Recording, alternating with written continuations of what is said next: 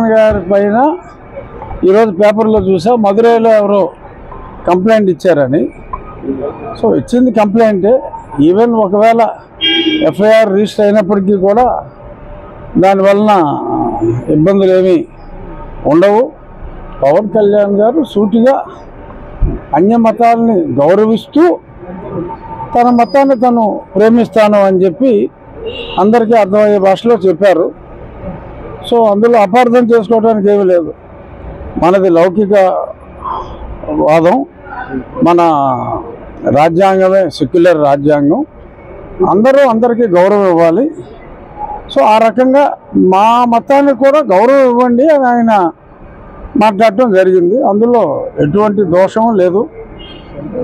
ఆయన ఎక్స్ప్రెషన్ ఏంటంటే కొంచెం తెలుసు కదా, పవన్ కళ్యాణ్ గారి ఎక్స్ప్రెషన్ కొంచెం స్ట్రాంగ్గా ఉంటుంది కాబట్టి అలా భాష పూర్తిగా అర్థం కాక ఏదన్నా అపార్థం చేసుకుని ఉంటే చేసుకుని ఉండొచ్చు. బట్ అదర్వైజ్ ఆయన మాట్లాడిన మాటలో 0.1% కూడా ఎంతో గౌరవంగా ఆయన మాట్లాడారు. నా కుమార్తె కూడా క్రిస్టియన్ మతం అని చెప్పిన తర్వాత ఇంకా అన్య మతాలని ఇంకా అంతకంటే గౌరవించే వాళ్ళు ఎవరుంటారు? తిరుపతి సాంప్రదాయాలని ఆయన హిందువు అయినప్పటికీ తన డాటర్, తన భార్య గారి పెళ్లి కాకముందే ఆవిడ క్రిస్టియన్ కాబట్టి ఆవిడకి సమ్మతించే విధంగా తన డాటర్ బ్యాప్టిజం తీసుకుంది. అందుకని చెప్పి తనతో కూడా నేను ఇది డిక్లరేషన్ ఇప్పించాను అని చెప్పారు. అన్ని మతాలని గౌరవిస్తాను, నా సనాతన ధర్మాన్ని నేను ప్రేమిస్తాను అన్నారు. సో చాలా కరెక్ట్గా మాట్లాడారు.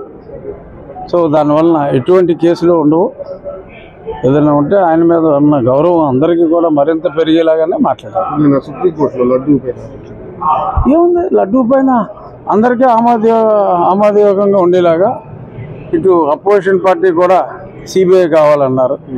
సో ఇక్కడ అక్కడ ఇద్దరినే వేసి ఆ పర్యవేక్షణకి సిబిఐ డైరెక్టర్ని పెట్టారు. ఒక ఫుడ్ సేఫ్టీ అథారిటీలో ఉన్న సీనియర్ టెక్నీషియన్ కూడా అపాయింట్ చేయమని చెప్పారు. చక్కటి కూర్పు, డెఫినెట్గా ఉన్నట్టుగా రిపోర్ట్ వస్తుంది. ఆ రిపోర్ట్ వచ్చేదాకా రిపోర్ట్ ఎలా వస్తుంది అన్నది మనం మాట్లాడకూడదు, సుప్రీంకోర్టులో ఉంది కాబట్టి. That's all.